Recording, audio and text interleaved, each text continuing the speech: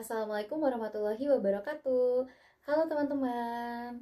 Sesuai judul, hari ini kita akan belajar tentang mengakhiri paradigma anak tiri pendidikan, pembenahan rasio anggaran pendidikan nonformal untuk menjamin keberlanjutan operasional yang berisi executive summary, problem description, policy options, policy recommendations, dan penutup.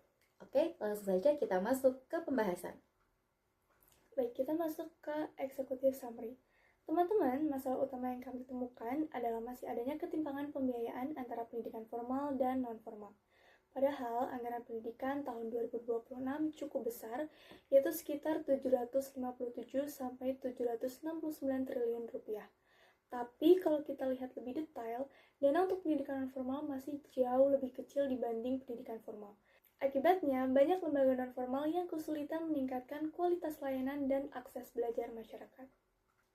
Jika kita lihat di grafik pertama, APBN kita itu naik loh dari tahun-tahun sebelumnya. Lalu kalau masuk grafik kedua, terlihat juga bahwa anggaran pendidikan 2026 itu meningkat sebesar 20%. Lalu perlu teman-teman ketahui bahwa dana pendidikan nonformal itu sudah ada di dalam DAK atau dana alokasi khusus berupa BUSP. Tapi setelah ditinjau, ternyata cakupan penerima BUSP ini lebih banyak ke sekolah reguler daripada pendidikan nonformal. Jadi ada 4 poin penting di sini. Yang pertama adalah anggaran pendidikan itu meningkat. Yang kedua, dana masih condong ke sekolah reguler. Yang ketiga, pendidikan non-formal mengalami keterbatasan dana. Dan yang keempat, bantuan dana dari pemerintah itu perlu kita benahi. Nah, untuk mengatasi beberapa permasalahan tersebut, kami menawarkan 3 alternatif kebijakan. Yang pertama adalah DAK pendidikan non-formal berbasis biaya layanan terstandar, jadi pendanaannya disesuaikan dengan kebutuhan yang ada di daerah tersebut. Yang kedua adalah Mixed Financing Regulation, yaitu kerjasama antara pemerintah dan industri untuk menambah sumber pendanaan. Kemudian yang ketiga adalah voucher kompetensi berbasis individu, di mana bantuan diberikan langsung kepada warga belajar yang membutuhkan.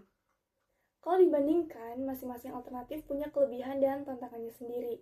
Namun, alternatif pertama yaitu DAK pendidikan non-formal berbasis biaya layanan terstandar dinilai paling realistis karena pendanaannya lebih pasti, transparan, dan bisa membantu pemerataan pendidikan, terutama di daerah yang masih tertinggal.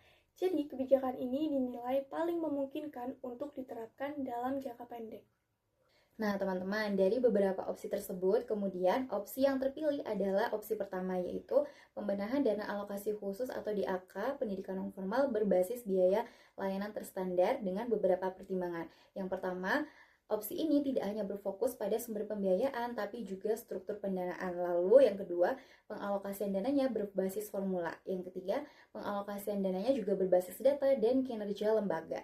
Lalu yang keempat, kesetaraan antara pendidikan formal dan juga non-formal. Lalu yang kelima, lembaga pendidikan non-formal lebih fokus pada operasional. Dan yang keenam, distribusi anggarannya jadi lebih transparan. Nah, sehingga dari sini teman-teman kesimpulannya, pembenahan pendanaan oleh pemerintah untuk lembaga pendidikan nonformal ini perlu dibenahi ya teman-teman agar kegiatan operasional lembaga pendidikan nonformal bisa tetap berjalan lancar. Oke teman-teman, sesi belajar hari ini dicukupkan ya. Semoga ilmunya bermanfaat. Sampai jumpa dan wassalamualaikum warahmatullahi wabarakatuh.